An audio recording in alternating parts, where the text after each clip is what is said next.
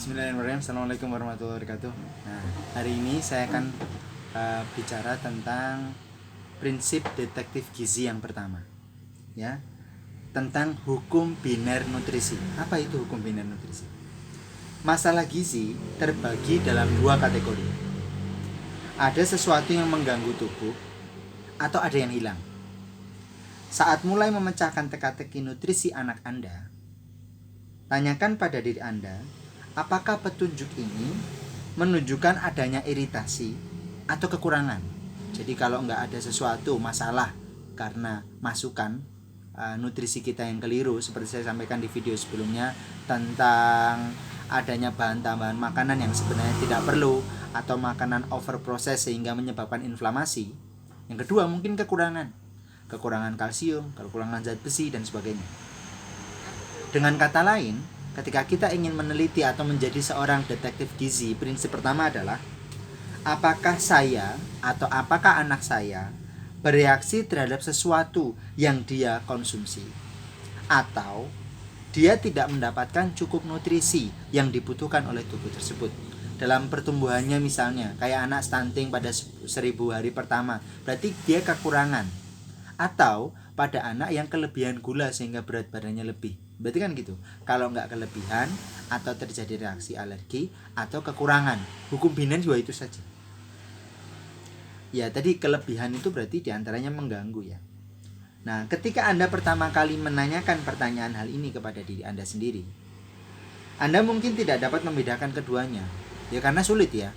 Sesuatu kasus itu bisa jadi memang karena kelebihan, dan karena kelebihan itu mengganggu tubuh kita, atau sesuatu itu kekurangan dan kekurangan itu mengganggu tubuh kita. Sama-sama yang terjadi adalah kita merasa disease atau merasa ada penyakit.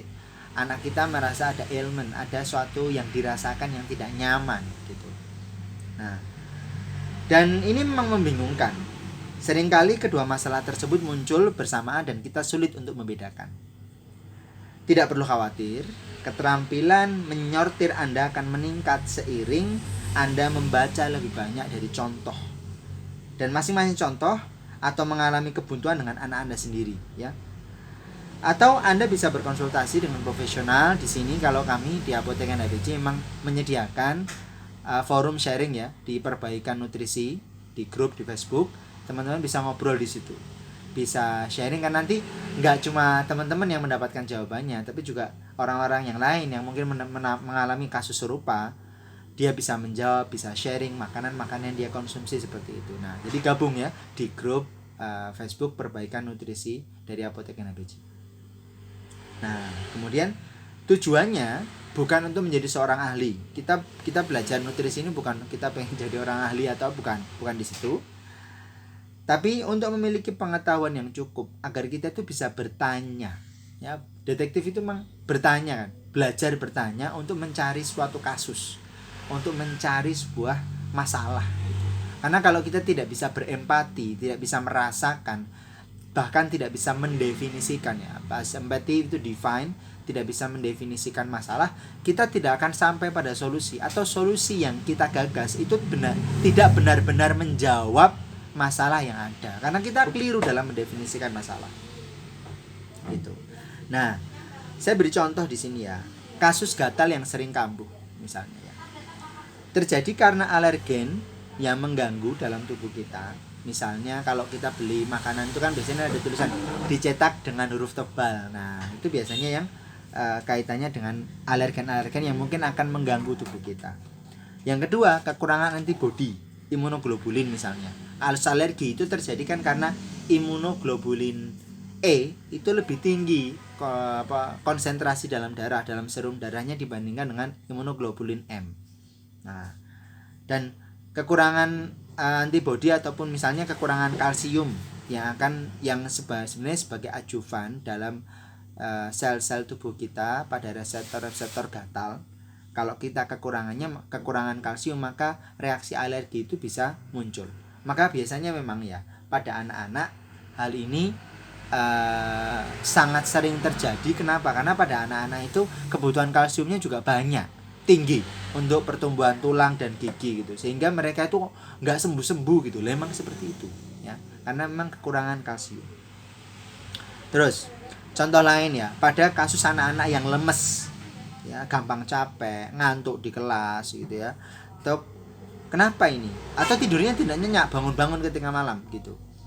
Nah, kasus seperti ini bisa terjadi satu, karena anak Anda atau anak kita itu kekurangan zat besi atau kekurangan darah.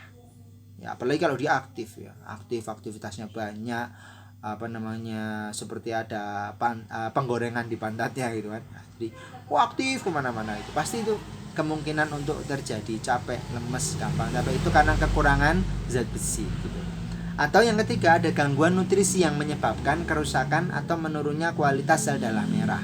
Sehingga misalnya begini, kalau kualitas sel darah merah itu berkurang karena kekurangan magnesium, kekurangan zat besi, kemampuan dia untuk memproduksi hemoglobin yang akan mengikat oksigen dan mengikat zat-zat sari-sari makanan itu kan sedikit.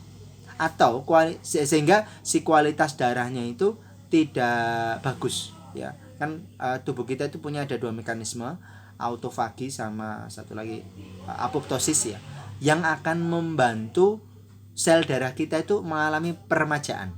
Nah, ketika kita mengkonsumsi lebih banyak gula, proses autofagi dan apoptosis ini tuh terhambat. Contohnya begitu. Ya, ini jadi akhirnya gimana? Ya, akhirnya sel kita itu rusak atau kualitasnya berkurang dan tidak bisa diperbaharui. Nah, ini kan masalah. Gitu. Oke. Nah, terus gimana?